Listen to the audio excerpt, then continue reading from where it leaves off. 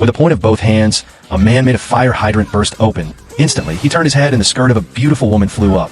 When he saw clothes he liked, he could put them on right through the shop window. He had originally been an unlucky reporter. On his way to work, there was always traffic. His promotion was stolen by a coworker, and he lost his job. When he tried to help someone, he got badly beaten. Even his dog misbehaved anywhere in the house. One day, the man received a phone call offering him a job. When he arrived, there was only an ordinary old man. Thinking it was a prank, he turned to leave, but the old man took off his work clothes to reveal a suit and said he was God, telling the man that once he left the building, he would have divine powers after getting God's powers. Now all-powerful Bruce returned home and first wanted to have a romantic evening with his girlfriend. To set the mood, he pulled the moon closer bit by bit, and with one touch held the sky. With stars, under this beautiful scene, Bruce kissed Grace, and they had an incredibly happy night. The next morning, when Bruce saw the dog about to pee anywhere again, he used his mind to command it to stand and use the toilet.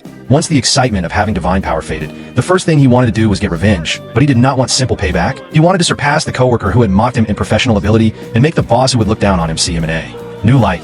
Using his powers, he created all sorts of bizarre and unbelievable news stories, and he was always the first on the scene. Soon he secured multiple front-page headlines. This not only got him back his job at the TV station, but also earned him the title of Best Newsman, making him the center of attention for a time during a live broadcast. Bruce used his powers to make the rival embarrass himself on air speaking nonsense. After driving away coworkers he disliked, Bruce took over as the anchor. Bruce was thrilled and planned a celebratory dinner with his girlfriend, but she mistakenly thought he was going to propose, which made the situation very awkward. She soon realized that Bruce had only wanted to show off in front of her and had never intended to propose. At that moment, Bruce suddenly began hearing a mix of chaotic voices in his ears. They were the prayers and wishes of people to God. God appeared and told him that the more he ignored these prayers and refused to help people, the more these voices would pile up. Since he now had God's powers, he should do good deeds if faced with doubt. Bruce boasted that he could help everyone in the world find happiness. However, helping people one by one was far too slow. So Bruce tried many different ideas. He thought about turning prayers into folders or sticky notes, but there were simply too many prayers, and he still had no way to handle them. Then, in a moment of inspiration, he created a prayer software program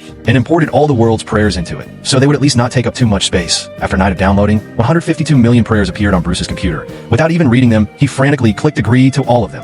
As soon as he finished, the number of prayers multiplied again. Realizing it was impossible to answer them manually, he made another program to automatically reply yes in bold, letting everyone in Buffalo have their wishes granted. But he thought that granting everyone's wishes would make them happy. But in reality, this thoughtless action threw Buffalo into complete chaos. At Bruce's celebration party for becoming anchor, a woman suddenly kissed him, and Grace happened to see it. She misunderstood and, furious, turned and left. Bruce ran after her, but did not say anything useful. Back at the party, he sent everyone away to calm down and had another conversation with God.